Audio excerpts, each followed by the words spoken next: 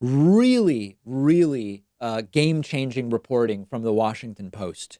The actual first United States coronavirus death was on February 6th. Why does this matter? We were told, we believed up until yesterday, that the first American coronavirus death was February 29th in Kirkland, Washington state.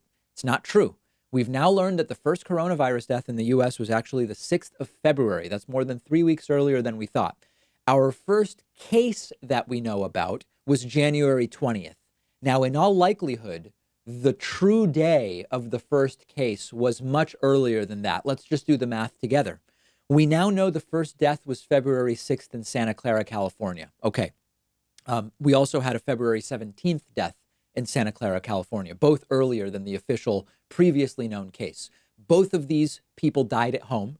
They were posthumously tested for coronavirus, and they tested positive. So here's why it matters. The entire timeline is different of the outbreak and of our understanding if the first death was actually February 6th. Number one, we don't know how these two people became infected. They got it from someone.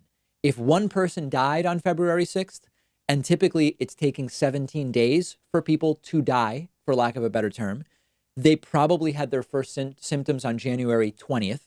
With a 2 to 14 day incubation, that means that this person likely contracted the virus anywhere between January 6th and 12th or something like that.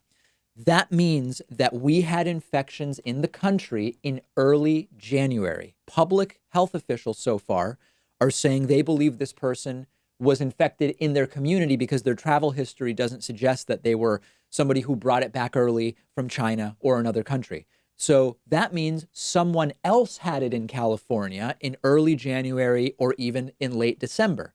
Secondly, this is important because it implies that a lot of early 2020 rather, what's called ILI, influenza-like illness, and influenza-like illness death was misdiagnosed as flu or as primary pneumonia not caused by COVID-19 or other respiratory disease. So the second reason this is important is a bunch of deaths believed to be flu or other things in January, in February. Some of those were likely coronavirus deaths as well. So the death toll is likely higher than the official one. And number three, this is really important because we talk about models, we talk about contagion models, case models, death rate models. Something that's really important for epidemiologists is when did this start? That hugely affects models and the curves that we anticipate. If this actually started weeks earlier than we thought, it implies way more people have it today than we think, and it has wide-ranging implications. And I've mentioned this before. My girlfriend had a respiratory thing in mid-January. It never got super serious. Flu was ruled out. It lasted more than 2 weeks. In retrospect, it could have been mild coronavirus. We had just come back from Europe. Towards the end of her having it, I got it.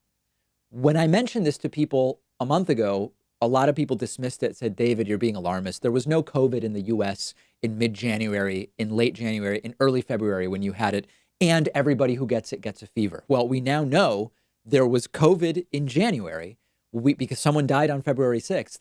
We know a ton of people never get a fever. Did she have COVID-19? Did I? I have no idea. But it doesn't seem outrageous that a lot more people than we believe have had this. Now, that does imply a far lower fatality rate. That's a good thing, but it implies it's much more contagious than maybe we believe. We won't know until we have a reliable antibody test, reliable being an important word there. So a very important report in that we hear January 20, we had one case, and February 29, we had the first death. Someone died on the 6th. They had it in January. They hadn't traveled, meaning they got it from someone else. There was almost certainly coronavirus in the US in early January, maybe even in late December or earlier. Will we ever know that that specifically? I don't know how much more we will know, but this certainly points in that direction. Let me know what you think. I am on Twitter at @dpakman, and I would love to hear from you. Let's take a quick break. So much to talk about today, and Stephanie Kelton will be joining us once again. If you ever feel like you just don't have enough time to read all the books you want to read, you have to check out one of my favorite apps called Blinkist. Blinkist takes thousands of popular nonfiction books and distills each one down into an ebook or audiobook that you can get through in just 15 minutes, where you're getting all the key takeaways from the book. Just imagine how you'll be able to expand your horizons and knowledge by being able to soak up all of the important insights from 10 different books in an afternoon.